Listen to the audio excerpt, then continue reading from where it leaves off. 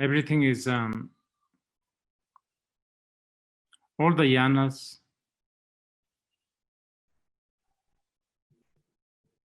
all the methods, all the skillful means,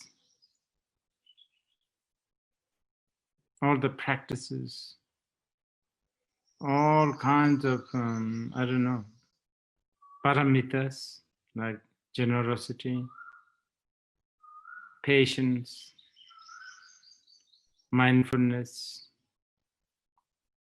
diligence, prayers, aspirations, they all come down to prajna paramita. Without the prajna paramita,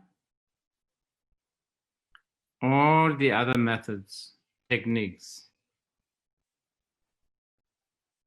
they're just blind.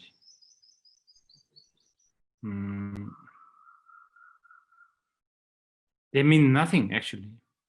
It's this single thing called prajna paramita that makes everything, all the path, liberating. So, and it's because of this. It's because of this. Even in the sutra, it says just hearing it, just of course chanting, just hearing it, it creates some sort of an imprint. It creates some sort of a connection, a very, very strong, subtle maybe, but very strong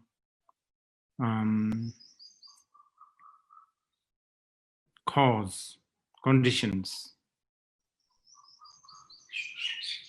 Yeah, it's like and this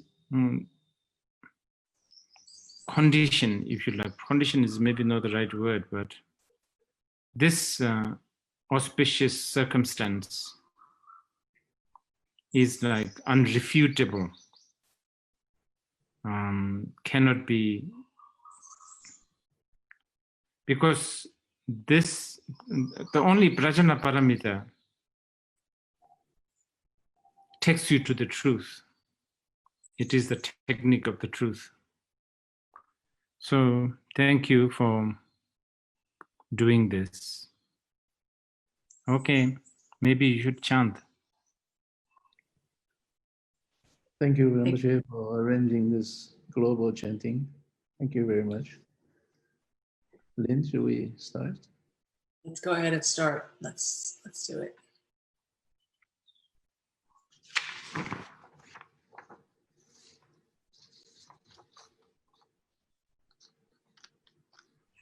The Sutra of the Heart of Transcendent Knowledge.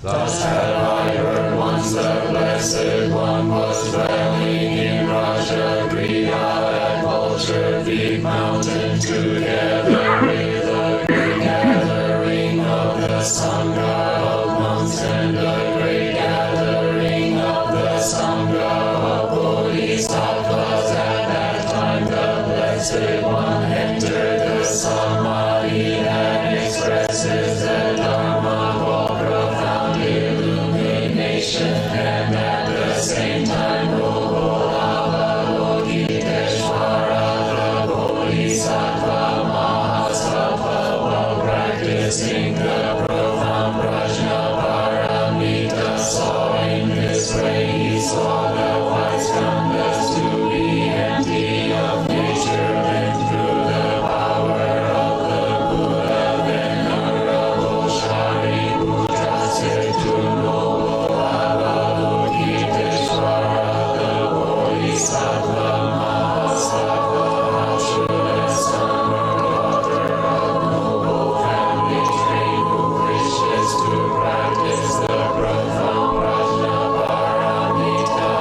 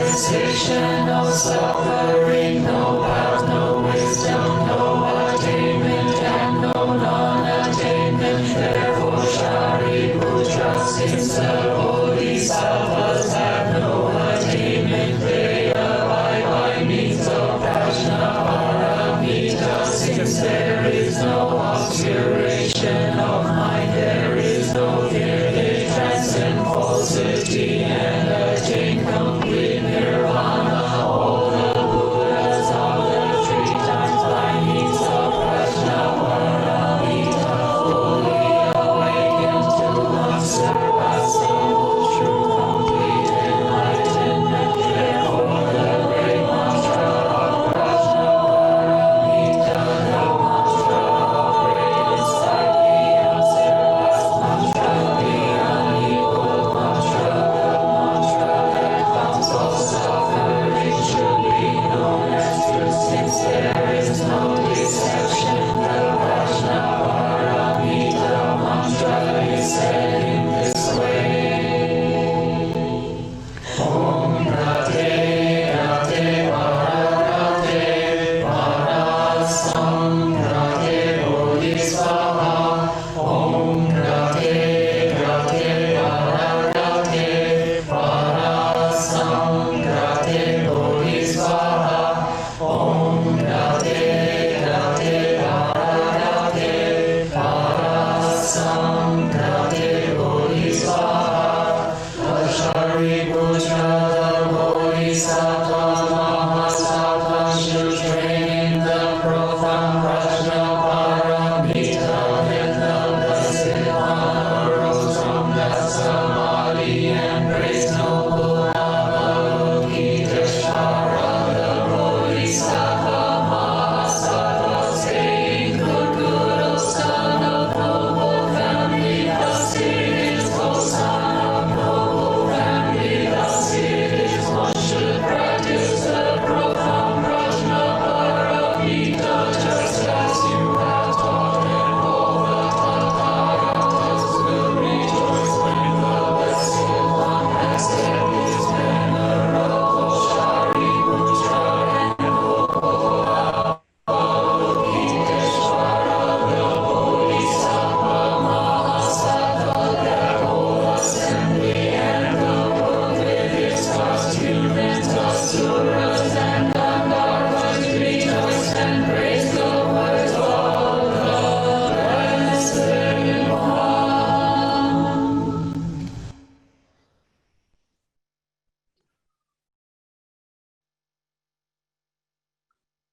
Hello, Rinpoche. Hello. Thank you for coming for the last session. Please say something. Okay, well, first of all, thank you so much for coming. And I have to say that this is an effort by Harry and also all these people who have really good voice. I was just moving my lips, miming, I think it's called. And I should tell you, I wasn't in the toilet. One of the clips looks like I was in the toilet. You know, the Where was what that? is it? Rinpoche? Is that's not a toilet? Where was that colorful wall? Yes. And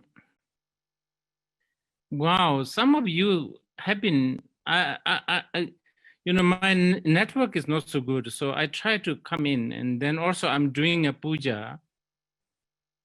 So whenever I come in, I see some of you always there. So you must have missed, I mean, you must have stayed up whole time.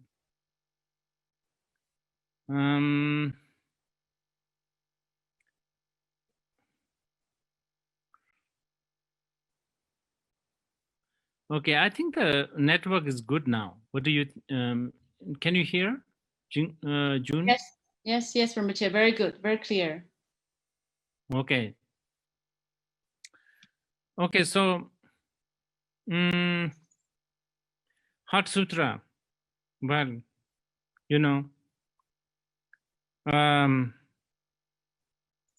there's nothing better to recite than the Heart Sutra from every point of view. I think you know very well how much we really should contemplate, how much we should really look into our mind and our heart and our, I think you must know this. I mean, all of those who are participating here, you have heard lots of Buddhist teachings, so you know this very well. The world really needs to look into this this mind, and this mind is just incredibly powerful, and it's so near and it's so close. It's just all, it's there all the time. You cannot sort of pause from it. You understand? You cannot sort of, you cannot take a leave from the mind. It's there. And we are just not being able to take advantage of this. We go astray, we go away from this mind. The mind that is like an ocean, and that is so deep and vast and still, actually, and very clear, pristine, clear, but not being able to take advantage of that and getting so distracted by the surface. On the surface, there's a lot of waves. And we have lots of waves. And I think you and I, we should consider ourselves quite lucky, because at least we are talking these things, At least we are talking, this is a subject that, I mean, how many people are talking today?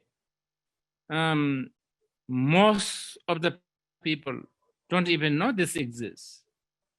I don't know whether people even know mind exists. There's something called mind.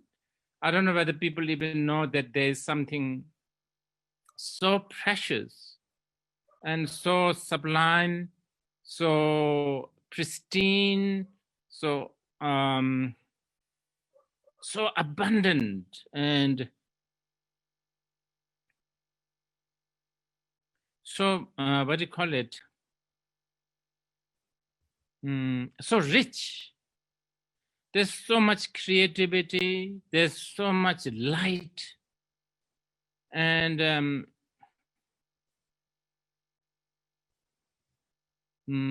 so much. The potential is even not the right word. Potential is already. I think the words like potential already sort of. It's not. The word is not doing the service to the to express what mind can do. And we have it. You don't have to buy it. You don't have to download it. You just have it. And as I was saying, we go astray, and we get entangled. And then so many stories end up being created. And then more we entangled, and then more we have hope and fear. And then just we never give ourselves a chance to reach to this this mind that's there all the time. As I speak, it's there. As you listen, it's there. And I'm sure you will be thinking, we are always thinking, oh, I have to do this, I have to do that, I go to do this, I go to do that. And this kind of thing, usually then you drift, so to speak, then you get pushed and pulled by this wind.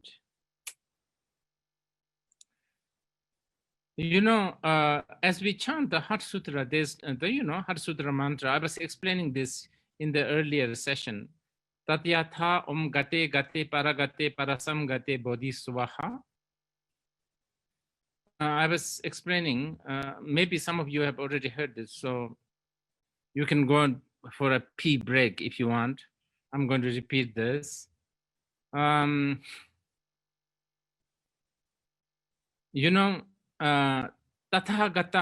tatyatha om gate gate paragate parasam gate bodhiswa. Gate. The gate, the word gate is translated as, well, it has been translated as gone.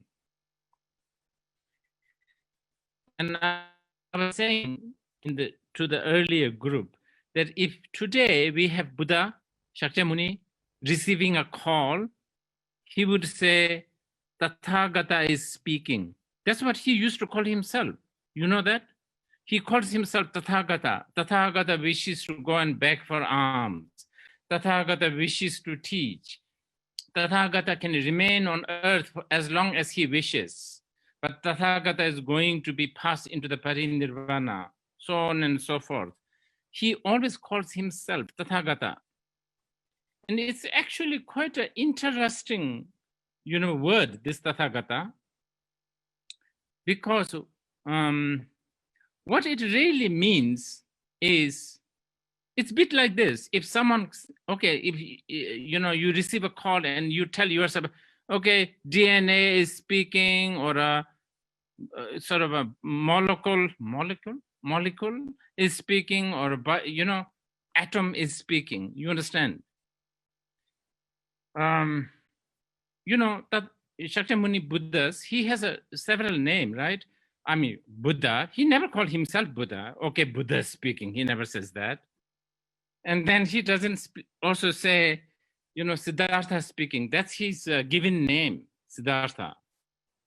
And his surname is Gautam. And he never calls himself Gautama. He calls himself Tathagata, which actually means Gata. The word Gata is now, this word is quite rich. Gata actually means both coming or going, or arrived and gone. Sanskrit word is just so rich, such a beautiful language. Come and gone, both together. What? And Tatha means what it is, or this, or, such. Or in the context of what we were talking earlier, the mind, the mind I was talking, this pristine, this clear, this unexplainable, unnameable, but it's there. You have it, I have it. It's there, just, very, very cognizant, very alive. It's very, very, this is where he arrived and where he was gone. He is gone, you understand? So it's, we have to understand it this way. Whereas you see, for us, we haven't arrived and we haven't gone. You understand? We didn't go there, and we also didn't arrive, so to speak. So we are kind of roaming on the surface somewhere else. Our flight is going round somewhere else. We haven't gone and we haven't arrived there. So what we do usually is, as you know, mindfulness is such a big tool in Buddhism. And what are we mindful of? Basically, it boils down to mindful of being mindful of mind itself. We are not being mindful of this or that, or, mindful of this mind that I was talking, the ocean-like, that unshakable, unfabricated, this uncontrived, this just so deep, vast, rich, vibrant, colorful, creative, loving, compassionate, bodhicitta, whatever, I don't know, so many names. This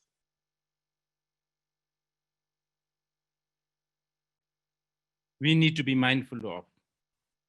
And, again, we are so used to, going astray. We have gone so, we are so used to going round and taking trip, tripping, basically going voyage, but never coming and not arriving anywhere. So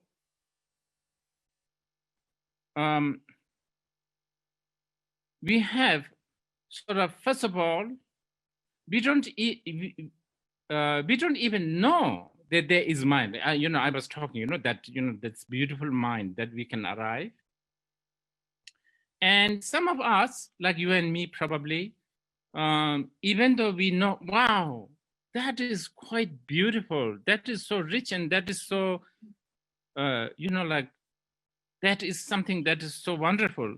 Even though we have that, because we are so accustomed to or habituated, or we are so addicted to voyage, traveling, not arriving, not coming, not going. We are so addicted, we just dare not. We just dare not. Because, it's understandable, because this mind, to reach there and to reach there and to come there and to stay there, it's also kind of scary, because it's so simple. That simplicity. Wow. Suddenly you are not a man, you are not a woman, you are not a Spanish, you are not a Chinese, you are not American, you are not a black, you are not white, you are not yellow, you are not blue. All that label is on the surface, isn't it? So that is kind of scary for a lot of us. So we, so always there's a resistance of going there, going to this fundamental nature, whatever you want to call it. So then there's a lot of technique to really, I guess, put leash on ourselves so that we won't go too far. And I think today we put this within 24 hours, we managed to put a leash called Heart Sutra, with a chant, with a sort of singing song. And this is all, what is it about? Mindfulness. Mindfulness is all about, really trying to, tie a leash on you so that you, even though you may go, you may not go too far. So you will always come back, always come back. And this, and then of course, every day is a special day. Every day is a holy day. Every day is a Buddha's day, of course. But for a human beings like you and me, it's good to have a designated time, such as today, the day of the birth of the Buddha, the parinirvana, the enlightenment, so on and so forth. And then, of course, this makes us more, but hopefully this is all designed to sort of keep you closer, at least, to this mind that I was talking about. And in the Heart Sutra, if you read, and you have read many times now, it really explains so well, no increasing, no decreasing, no birth, no death. This is really basically talking about your mind. no eyes, no ears, no nose, all of that. It's really fundamental. You know, obviously, you know this. Heart Sutra is not like nihilistic sort of negation of everything. It's definitely not. It is very much a description of the mind that you have and I have. It's difficult to describe. Heart Sutra probably has done the best job. And anyway, it's very good that probably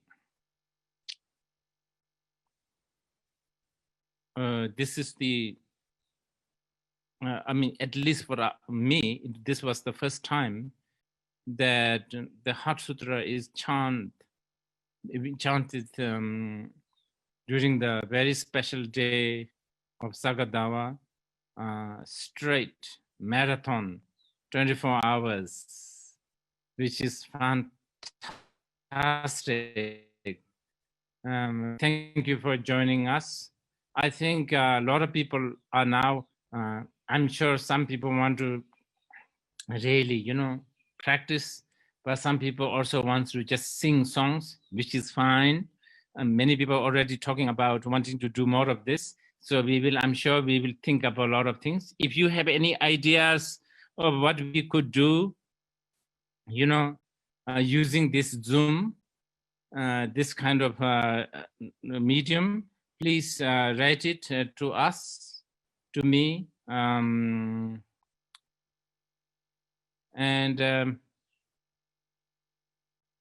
Yes, and please wash your hand. And I guess social distance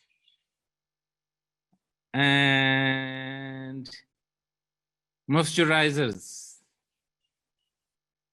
and also I think we should pray and aspire that collectively our leaders and us, of course, we will all really take this opportunity to look at the world in a different way, not just always talk about economy.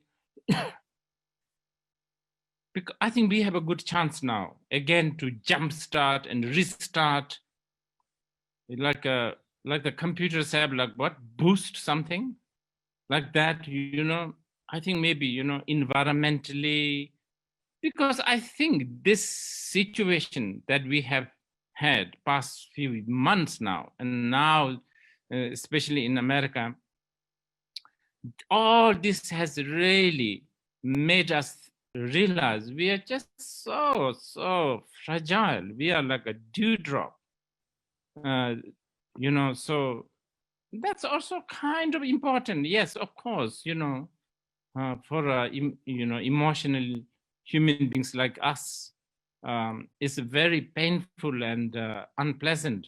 But I think it's important to take this advantage, take this occasion and turn it into something meaningful, at least individually, ourselves. Well, that's it. Nothing much to say. What are we going to do now? Are we finished? Rinpoche, do you want we do one more last chanting together? Okay. Yeah. Great. Should we do one more time? Yes. Yes. Okay.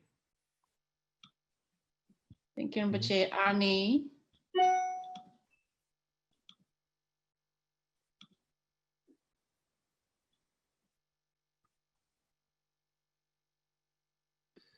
One second. Here.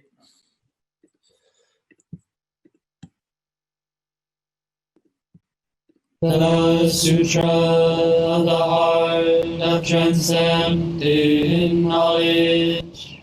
Thus had I heard once the Blessed One was dwelling in Raja Griha at Vulture Peak Mountain together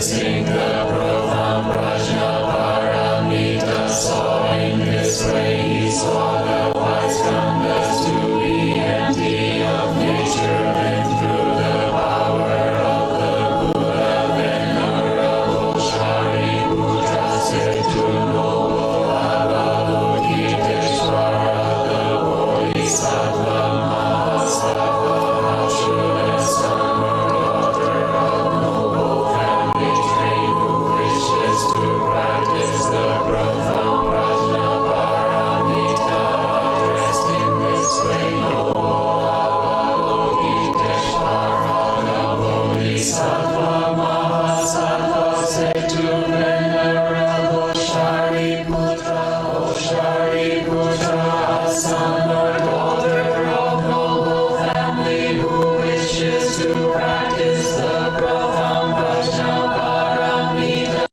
see in this way, seeing the five skandhas to be empty of nature. Form is emptiness, emptiness also is form. Emptiness is no other than form, form is no other than emptiness. In the same way, feeling, perception, formation, and consciousness are emptiness. Thus Shariputra, all dharmas are emptiness. There are no characteristics, there is no birth and no cessation. There is no impurity and no purity. There is no decrease and no increase. Therefore Shariputra, in emptiness there is no form, no feeling, no perception, no formation, no consciousness, no eye, no ear, no nose, no tongue, no body, no mind, no appearance, no sound, no smell, no taste, no touch, no dharmas, no eye, not to walk to, no mind, not to, no doubt to walk dharmas, no mind consciousness, not to, no ignorance, no end of ignorance, up to no old age and death, no end of old age and death, no suffering, no origin of suffering, no sensation, no suffering, no path, no wisdom, no attainment, and no non-attainment. Therefore Shariputra, since the Bodhisattvas have no attainment, they abide by means of Prajnaparamita. Since there is no obscuration of mind, there is no fear, they transcend falsity and attain complete nirvana. All the Buddhas of the 3 times by means of Prajnaparamita fully awakened to unsurpassable true complete enlightenment. Therefore the great mantra of Prajnaparamita, the mantra of great insight, the unsurpassed mantra, the unequaled mantra, the mantra that comes all suffering should be known as truth. Since there is no deception, the Prajnaparamita mantra is said in this way. Om Gate Gate Paragate Parasam Gate Bodhisvaha. Om Gate Gate Paragate Parasam Gate Bodhisvaha. Om Gate Gate Paragate Parasam Gate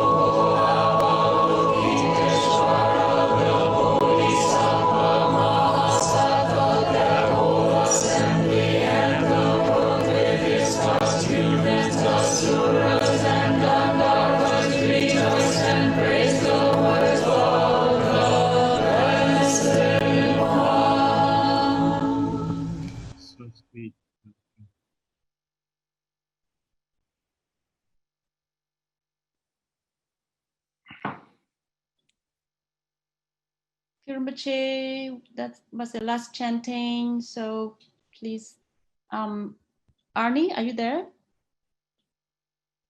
Thank you so much.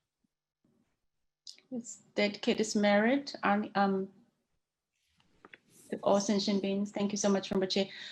Rinpoche says we should invoke love, kindness, and healing, and open our hearts to the earth, and dedicate all the merit. By this merit, may all 10 omniscience, may enemy wrongdoing be defeated. From the stormy waves of birth, old age, sickness, and death, ocean of samsara, may all beings be free.